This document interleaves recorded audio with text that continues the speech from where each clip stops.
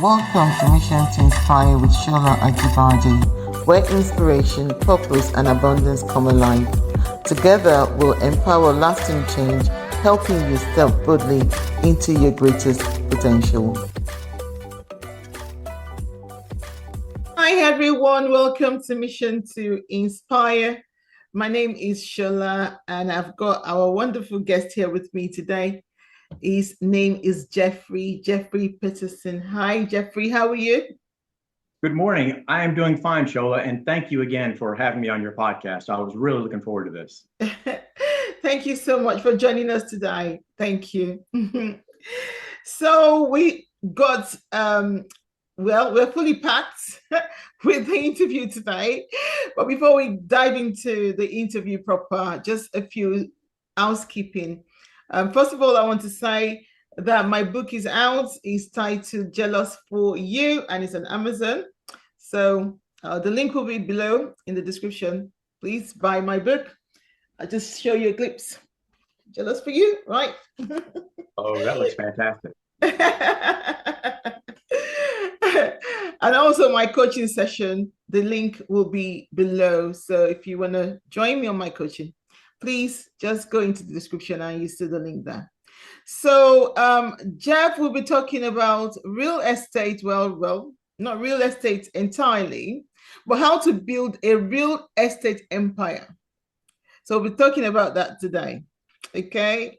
And creating generational wealth from scratch. Because it's something that you've done before, and we want you to teach us and talk about it and let us know how we can actually do that as well. Are you ready to unlock a life of abundance, wealth, and purpose? I'm Sha Agivadi, your money, abundance, and prosperity coach, and I'm inviting you to join me on the Faith Hub, where faith meets prosperity. Inside this hub, Faith Hub, you get access my exclusive coaching, powerful money affirmations, and life-changing resources to help you attract financial success and walk boldly in abundance. Dive into my books, live sessions, and daily affirmations designed to transform your mindset and align you with divine wealth. Join me today on Faith Here and start speaking prosperity into your life. Download the app, Faith Here app, now and step into your season of massive abundance. I shall see you on Faith Here app. Join me there and see you soon. So Jeffrey Peterson is a powerhouse in real estate. He's got over 35 years experience of building a diverse portfolio, from mobile home parks to luxurious, vacational rentals. Wow. Okay. I'll leave it at that, Jeffrey. And if you would just introduce yourself properly for our audience to know you better. Yes. Thank you for that nice introduction. So my name is Jeffrey Peterson, and I'm a serial entrepreneur and real estate person, I guess you would say. Yeah. I have been in business for a long time, which actually just means that I'm old. So that's kind of the way you get there. But I started doing real estate. I bought my first piece of real estate when I was 21 years old. Before then, I did a lot of working other jobs and going to college. Didn't graduate. Did a lot of different things, trying to figure out which way my life was going and how I was going to start my business and my career. Yeah. So that's how I started, basically. And now I have all of my children are also involved in my businesses. Wow. So that's one of my greatest joys right now, is having my children that all of them have decided to. The ones that are in, there's not everybody in, but the ones that have decided to join me, it was not forced upon them. They wanted to come in and wanted to participate and help me build the businesses. So that's where I am. Yeah. Wow.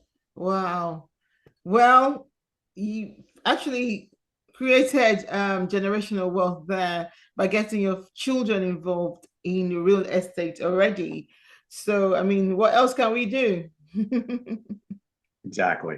Exactly. So it's not just the real estate part. That's a big part of it. That's Yeah. probably the major piece. But we also have several small businesses as well, and all of them are involved as partners or employees, but now more partners in different facets of the businesses. Okay. So how do we um how do we build a diverse real estate empire? Yeah, because you've actually done it, you've built it. You've built it. So what was your very first investment though? Was it Very real first estate or investment. was it something else?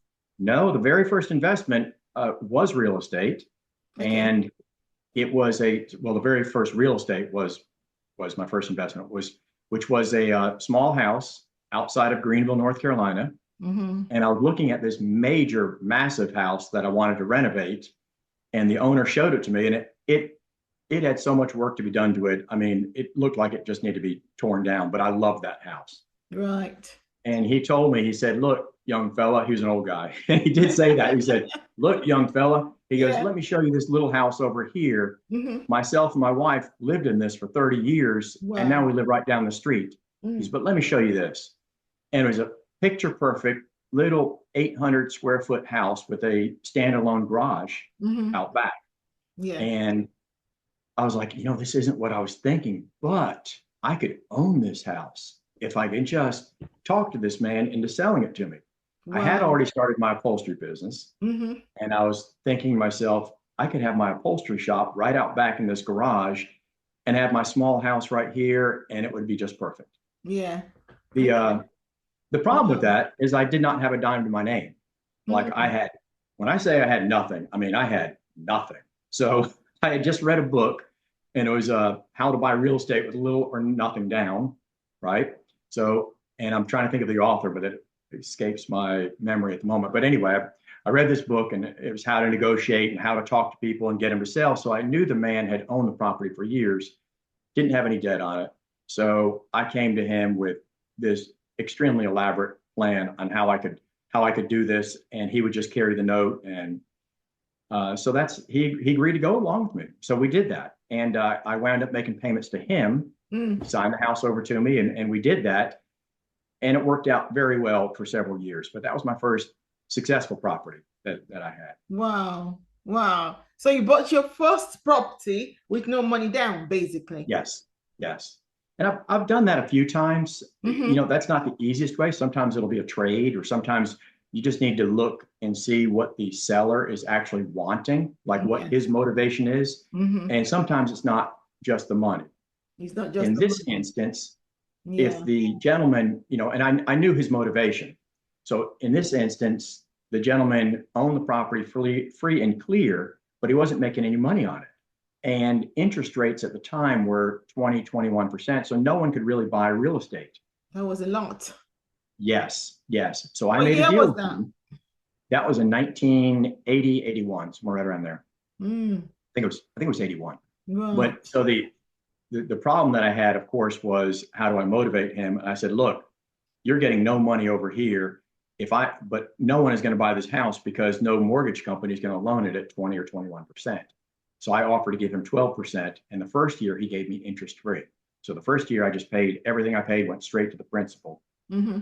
And I worked my butt off so I could make those payments and Yeah. build equity. So that's how I started in the real estate. Okay. Wow. So why do you actually believe, um, why do you believe real estate is the most powerful tool for building long-term wealth then? Because I know you have Oh, other smaller businesses yes. that you're doing. Yes, I could go on and on about that, but really I could. The biggest reason is because you can leverage real estate. Right. Okay, let's just take an example. Mm. You go and put $100,000 into the stock market, and you're going to buy $100,000 worth of stocks, right? So if it goes up 10%, you made $10,000, which is very good. That's great. However, if you want to do something with that, you have to sell those stocks, and you're going to pay either income or capital gains on it immediately. Now let's take that same $100,000 and put it into real estate. With real estate, you're only going to have to put 20 or 25% down. Let's just say 25% down. So you're going to be able to buy a $400,000 asset, okay, Yeah. by leveraging that. Yes. And you're going to rent it out, and your tenants are going to pay you the rent. So they're going to pay your mortgage. But if that property goes up by 10%, it goes up by 10%, you've made $40,000 on 400. If it goes up 20%, you've made $80,000, but your investment was only 100. So within a few years, and this works time and again, and it doesn't always work the first year, but over time, that is the formula. So your tenants are going to pay down your debt, right? You're going to be appreciating in value. And then you get this little thing called depreciation, which depreciation is huge. So depreciation means that you're going to be able to write off that asset over time, and it's just a paper loss. So what your taxable income is actually less. Right. So you're going to save. You don't get that with tax. You don't get that with stock market. You don't get that in really any other investment. You get it in real property. So in real property, you save on your being able to depreciate, which is a paper loss. Right. Eventually, you'll have to make that up, but that's a whole different area of the experience. But that's the reason why real estate over time you can accumulate wealth. You can take that asset, borrow against it in a few years, take the cash out with no tax liability, and buy another property, and rinse and repeat again and again. And that is the best way to acquire wealth, in my opinion. But it is. Yes. Wow. So you've owned businesses from restaurants to construction companies. How has entrepreneurship shaped your approach to investing? You know, it's everything. I mean, it literally is everything to me. My first business was an upholstery shop, and I started that on my 21st birthday, reupholstery. And it was out of a front bedroom of a 2-bedroom house that I was renting. So I was paying rent on a house, and I literally would carry the furniture into a front bedroom, which you weren't really were not supposed to do. And that's how I started my business. So it was very, shoestring type of business. Yeah. But that's what worked for me because I had no money. And starting out, my experience really is geared more towards people that are starting out. Yeah. Especially for the first 20 years or so. I mean, it doesn't happen overnight. And when people say, "Oh, I started this," you see about it all online about people that have started these businesses and made this fantastic living in 2 years, and you see all their cars and stuff. Well, most of that is smoke and mirrors, of course. We all know that, but that's very rare. Most of the time is just grinding it out day after day after day. And when your family sees you doing that, and when other people see you doing that, they know what you've done and what it took to actually get where you are. Like, people will see me now and they'll go like, "Oh my gosh, here's this guy. He's got everything." Well, they didn't see me for 35 years, showing up at 6 in the morning, staying after everybody else left, worrying about making payroll. Nobody sees that, and that's true of every entrepreneur. Are you ready to unlock a life of abundance, wealth, and purpose? I'm Sha Agivadi, your money, abundance, and prosperity coach, and I'm inviting you to join me on the Faith Hub, where faith meets prosperity. Inside this hub, Faith Hub, you get to access my exclusive coaching, powerful money affirmations, and life-changing resources to help you attract financial success and walk boldly in abundance. Dive into my books, live sessions, and daily affirmations designed to transform your mindset and align you with divine wealth. Join me today on Faith Here and start speaking prosperity into your life. Download the app, Faith Here app, now and step into your season of massive abundance. I shall see you on Faith Here app. Join me there and see you soon.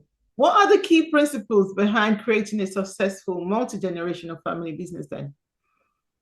Now that's a tricky one.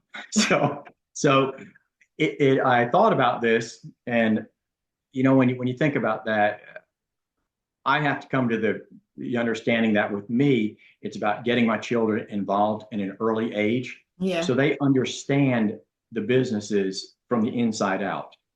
An example would be right now we have a large consignment store in fabric, upholstery shop still in Cary, North Carolina. Mm-hmm. Well, that's when I say large is 14, 15,000 square feet of space, all consignment, upper end furniture, clothing. It's not a thrift store. Well, over the last 15 years or longer, now my daughter runs that. She runs it. She's a partner in the business. She takes care of it 100%. She knows more about that business, far more than I do. And that's what I call success. That if something happened to me tomorrow, that business is going to keep right on going and it'll go just fine. And that's true of any business that I have. When I bring the kids in early, they learn that business inside and out. Right. And eventually they're in the weeds more than I am. So they actually know more than I do on many things. So I trust their judgment. And that hardest thing with generational is to actually have those conversations with your children and make sure they understand that they can make decisions, let them make mistakes. I don't want to preach, but to me, the most important thing, and I tell my children this all the time, is make a decision. Even if you make the wrong one, it's way better than making no decision. So make a decision, right or wrong. Trust your instinct, trust your knowledge. Don't come back to me. Don't ask me my opinion and everything, because then I have to think about it. Then I should just do it myself, right? Yeah. Like if you come to me for some little thing on a piece of property or one of the businesses, and then I have to spend 30 minutes thinking about it, I've shifted all of my focus to that. And most of the time, it's something they would have come to the same conclusion anyway. So I said, look, don't ask me. Just don't ask me. Just do it. And I think over time, that's how you build generational, by bringing your family in an early age. Yes, that's very true. So for someone just starting out with limited resources, just like you did at the very beginning, what are the first 3 moves they should make to step into real estate or entrepreneurship at all? Yes, this one's kind of easy. I believe I've said this many times. Right. I had a friend of mine. He was a general manager of a large department store, very successful, but he didn't want to do that. Right. He was like, you know what? I want to do a food truck. I'm like, are you kidding? You want to do a food truck? Look at what you're making. You're making so much money. You're doing so well in your business, working for this big company. A food truck? Really? He's like, I want to do it. I said, he goes, what advice would you give me? I said, all right, here's what I would tell you. Number one, before you quit that job, I want you to go out and borrow every dollar you can. Go get the HELOC, the home equity line of credit on your house. Borrow everything. Borrow up your credit cards, go to the bank, see if you can get a personal line of credit, get everything you can while you've got that big paycheck behind you. And the reason for that is because banks, lenders, all lenders love W-2 employees. They love them. Somebody like me that doesn't have a W-2, not so much. It's much harder to prove yourself. So borrow every dollar you can to start. That's number one. A couple of years later, he did come to me and he goes, Jeff, I talked to every business guy I know. He goes, and yours was the best advice that I ever had. He goes, I could not believe it. I said, okay. And I'm going like, what did I tell you to do? Because I was like, I forgot what I actually told him.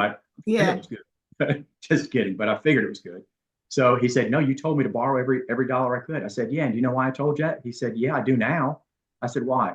He goes, because once I started that food truck, even though we were making really good money and I got a second one, we're doing very good, the banks would not loan me a dollar. I couldn't get a credit card. I said, that's right. Because the banks, you're dead to the banks for at least 2 years until you have 2 years of successful tax returns. Wow. So that's the number one thing that I see most people doing. They'll go into business and maybe they have their house and they have a little bit of this, but they'll quickly run out and they'll go back to the bank, and the banks are not going to loan a new business money. You're going to have to go to friends and family. So the best thing to do is borrow while you have that job. That's number one. And then number two, you want to hear number two? Yes. So, okay. Well, sometimes I'll get on a roll and I'm like, maybe you should just cut me off. But so speaking of that job, number two, when you're when you're thinking about real estate, excuse me, or you're thinking about opening up that business, keep your job, keep your day job as long as you can. Don't quit out of the gate. So keep that. Run two jobs. Work 16 hours. Do whatever you have to take, whatever it takes. Primarily because you can't borrow money, but also because your business is going to take a turn where you're just not making that kind of cash flow to begin with to support everything that you're doing. Yeah. So best thing to do is to keep your job as long as possible. You keep it until you can no longer do a good job for the man that's hired you. Yeah. With running your business. But real estate, that's especially true with, because even though, there are a lot of gurus out there who will tell you how easy it is to, buy, sell, flip, make income off of real estate. And so it's not that easy, and it takes much longer to actually cash flow. Cash flow is only one way to make real estate, as we talked about before. Yes. There's also the smaller reasons, the other, not smaller, but the other reasons. But if you're only relied on cash flow, you're going to have to make a lot of real estate deals to get that cash flow, because to begin with, that's not going to be your number one. It's not going to be your number one. Right. So keep the day job as long as you can. That's what I would tell anybody. Right. That's number two. Number three?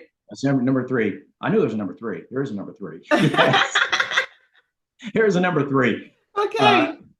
Number three, for anybody starting out, you've got to find a mentor or mentors. And I don't mean your cousin who flipped the property one time. I don't mean, somebody that has a small business that's struggling. I mean people that are successful. You need to find mentorships and wherever you're going. If it's real estate, look for the leader in that field. Approach them, talk to them, get them to know you. Get them to know you and to actually give you tips and advice. They're not going to give you a lot of time because they're busy. They don't have that time.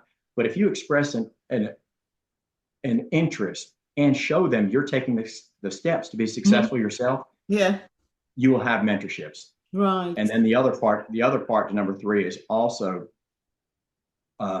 you have to network. Okay. I mean, that's so important. I mean, you have to, if you're going to be in real estate, you have to go to community functions. You have to explore properties. You have to talk to realtors. You have to let them know what you're looking for. You have to, when you go into a neighborhood, you're not going to know anything about a neighborhood unless you're talking to realtors that are on the ground. Yeah, on the ground. And once they know and get to know you a little bit, then they'll feed you stuff. They'll say, hey, we got this property coming, or you really should look at this, or maybe this isn't the best. You'll find something and say, well, you might want to steer clear of that, but this over here could be interesting. Exactly. So it's very, very important to network. And part of that networking too, which maybe this should be number four. So you only asked me for three, but I'll give you the bonus. So the bonus is, I mentioned before how hard it is to borrow from banks, and it's very hard. Okay. Number four is for the banks to get to know you, your banker to know you. So I know you can do online banking. You're starting out. You can do online banking. These days, you never have to step foot in a bank. You just don't, right? You can do it all online. But that's a huge mistake.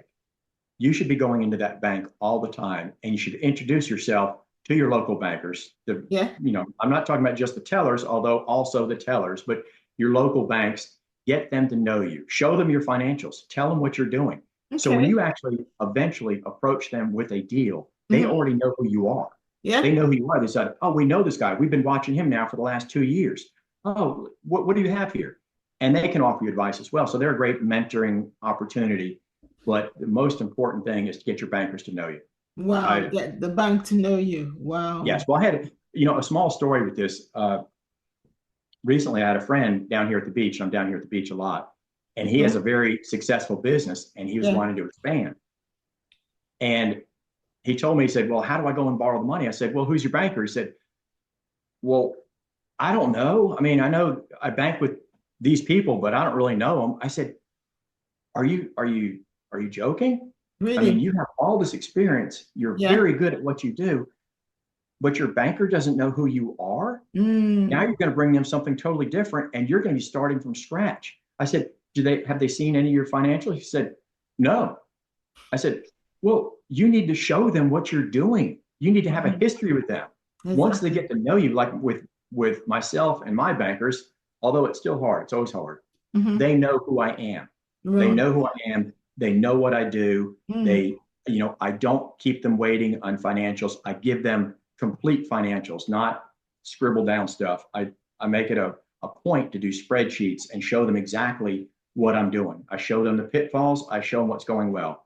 Right. And when you do that, it just makes that entry level so much easier. Wow. Wow. Thank you so much for joining us. That's all I know. Thank you for joining us today. For people that might want to contact you, how can they? Well, so I am setting up some websites. I do have a website for my turtleshellrentals.com, which is actually the rental property that we do on vacation rental, but we also do commercial and long-term rental stuff. But mostly now the most fun I'm having is at the beach. We're doing a lot of vacation rentals, so that's a lot of fun. Right. But they can reach me on my email, which is jmp521@aol.com. Don't make any comments of being old AOL. I'm probably the only one left, but I do that. I also just came out with a book. I wrote and published a book, and it's on Amazon, like yours. I also just came out with a new book, or my first book, and it's called "Are We There Yet?" Are we there yet? Wow! And this is kind of a chronicle of everything that I've been doing and that I've been talking about here, and it's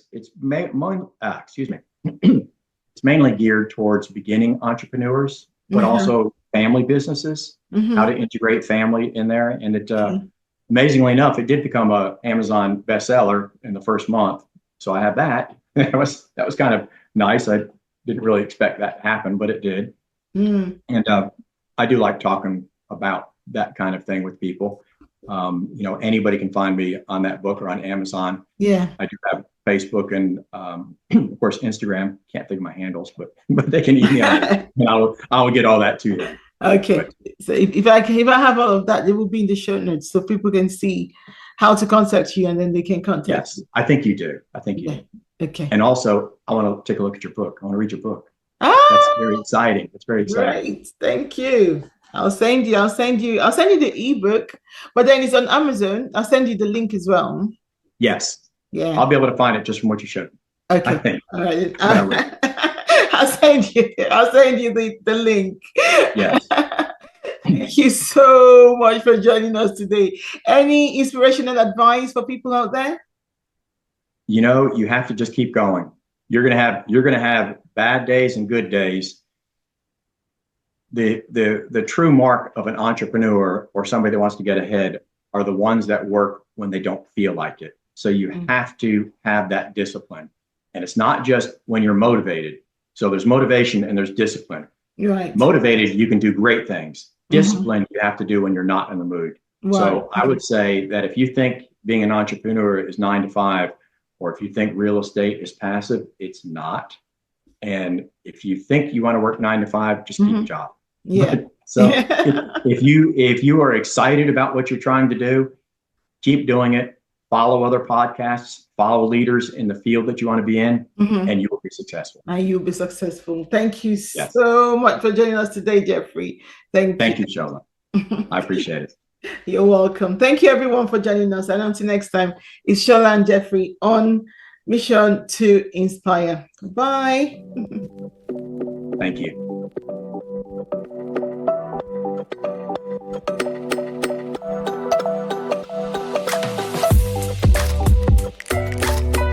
Are you ready to unlock a life of abundance, wealth, and purpose?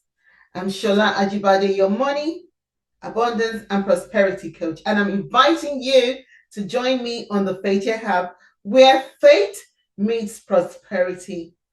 Inside this hub, Faithia Hub, you get to access my exclusive coaching, powerful money affirmations, and life-changing resources to help you attract financial success and walk boldly in abundance.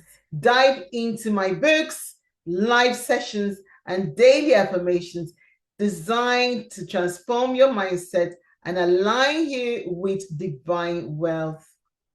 Join me today on Faithia and start speaking prosperity into your life.